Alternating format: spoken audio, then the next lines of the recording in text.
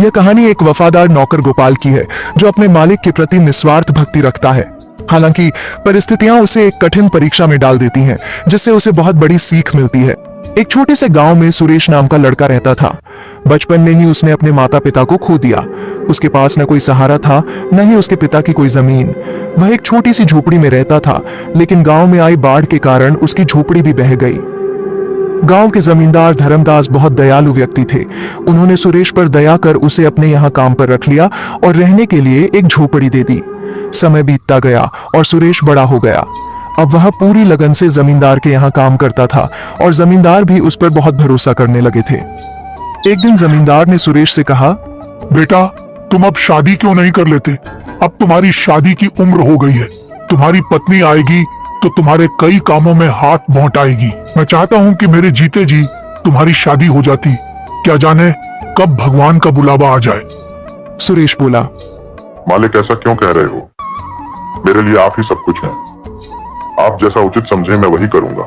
जमींदार बोले, मेरी नजर में तुम्हारे लिए एक बहुत अच्छी लड़की है। शादी के खर्च की चिंता मत करना, वह मेरी जिम्मेदारी होगी। सुरेश झिझकते हुए बोला, जो भी आपका निर्णय होगा वह मेरे भले के लिए ही होगा। आप मेरे पिता समान हैं। धर्मदास का बेटा विक्रम ये सब सुन लेता है और गुस्से में अपने पिता के पास आता है। पिताजी, ये आप क्या कर रहे हैं? सुरेश हमारा नौकर है और आप उसकी शादी का खर्च क्यों उठा रहे हैं? धर्मदास ने सख्ती से जवाब दिया। वह मेरा नौकर नहीं, बेटे जैसा है। विक्रम चिढ़कर बोला, आप मेरे पिताजी हैं या उसके? धर्मदास नाराज होकर बोले, जब मैं बीमार था तब कहाँ गया था तुम्हारा अपनापन? तब सुरेश ने मेरी कितनी सेवा की थी। वह दिन रात मेरी देखभाल करता था और तुम अपने शौक में मस्त रहते थे। तुम मुझे मत सिखाओ कि कौन अपना है और कौन पराया। विक्रम और भी गुस्से में आ गया। उसने सोचा कि उसे सुरेश को रास्ते से हटाना होगा। विक्रम नशे और जुए की लत में डूबा हुआ था।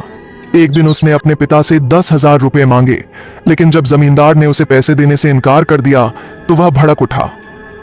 विक्रम ने सोचा, अब मैं देखता हूँ कि मुझे पैसे कैसे नहीं मिलते। वह चोरी की योजना बनाने लगा। अगले दिन जमींदार की तिजोरी से 20,000 रुपए गायब हो गए। पूरे घर में हड़कंप मच गया। विक्रम मौके का फायदा उठाकर बोला, पिताजी, चोर और कौन हो सकता है? सुरेश ही होगा। सुरेश हैरान रह गया। उसने सफाई दी, मालिक, मैं ऐसा नहीं कर सकता। आप पर मेरा पूरा जीवन समर्पित है। लेकिन विक्रम ने उसे झूठा ठहराते हुए उसके घर की तलाशी की मांग कर दी। जमींदार ने पहले विक्रम के कमरे की तलाशी ली, लेकिन वहां कुछ नहीं मिला। फिर सुरेश की झोपड़ी की तलाशी ली गई और वहां से पैसे मिल गए। सुरेश स्तब्ध रह गया। यह कैसे हो सकता है? यह किसी की साजिश है। जमींदार का भरोसा टूट गया। विक्रम बोला, देख लिया पिताजी, अब पता चला कि कौन सच्चा है और कौन झूठा। धर्मदास को बहुत बड़ा झटका लगा। उन्होंने सुरेश की तरफ देखा, लेकिन कुछ नहीं बोले। सुरेश रोते हुए बोला, मालिक, मैं निर्दोष हूँ। मैं आपके लिए जान दे सकता हूँ, पर चोरी नहीं कर सकता। धर्मदास ने गहरी सांस ली और कहा, मुझे अब कुछ नहीं कहना, तुम यहाँ से चले जाओ। सुरेश वहां से दुखी होकर चला गया। लेकिन गांव के एक बुजुर्ग ने यह सब देख लिया था।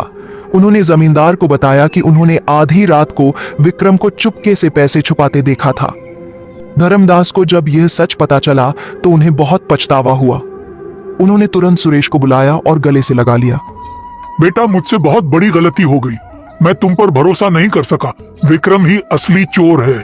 सुरेश की आंखों में आंसू थे, लेकिन उसने जमींदार से कहा, मालिक, आपको दोषी महसूस करने की जरूरत नहीं। आपके लिए तो मैं जान भी दे सकता हूँ। धर्मदास ने विक्रम को घर से निकाल दिया और उसे अपनी गलती सुधारने का आदेश दिया। विक्रम का झूठ उजागर हो चुका था। गांव के लोग जमींदार के फैसले की सराहना करने लगे। सुरेश को फिर से जमींदार ने अपने साथ रख लिया और उसे अपना उत्तराधिकारी बना लिया। इंसान की असली पहचान उसके कर्मों से होती है, न कि उसकी संपत्ति से। उफ, कितनी जोरों की सुसु आई है।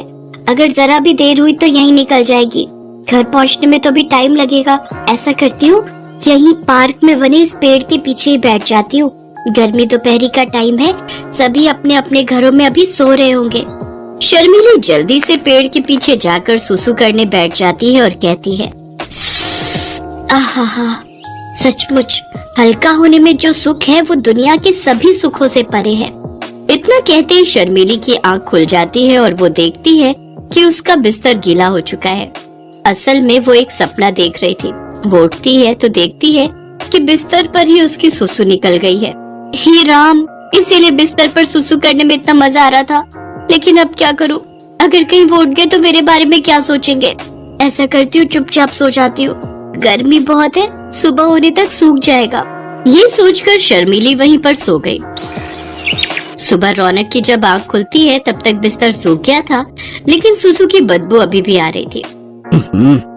ये सुसु जैसी गंदी बदबू हमारे रूम से कैसे आ रही है? नहीं मालूम जी, हो सकता है कि ये इस गबरू का काम हो। गबरू रौनक का पालतू कुत्ता है। रौनक उसे बहुत प्यार करता था, तो वही शर्मीली को वो फूटी आंख नहीं पाता था। वो अपना हर गुनाह गबरू के मत्थे मढ़ देती थी और आज भी उसने बिल्कुल वैसा ही किया। रौनक ने गबरू को गुस्से में बहुत डांटा। गबरू, आजकल बड़ा ही शैतान हो गया तू। पहले तो कभी तू ऐसा नहीं करता था। अरे जब तुझे घुमाने के लिए बाहर ले जाता हूँ तो अपना ये सब काम वहीं निपटा लिया करना। रौनक गबरू को डांट कर नहाने चला जाता है, लेकिन उस बेचारे को ये समझ नहीं आता कि आखिर उसे ये किस बात की सजा मिल रही थी। उधर शर्मीली खुद से कहती है, बचपन से ही मुझे ये बीमारी है, नींद में ही सुसु पोटी कर देती हूँ। ना जाने कब मेरी ये गंदी आदत सुधरेगी। शर्मीली बचपन से ही ऐसा करती आई है। वो जब 6 साल की थी तब से ही वो नींद में ही सुसु पोटी करती आई है। ओहो, कितनी जोर की सुसु आ रही है। आधी रात हो रही है। कौन बाहर जाए, और नींद भी बहुत जोरों की आ रही है। अब कौन इस प्यारी सी नींद को छोड़कर सुसु करने उठे। एक काम करती हूँ,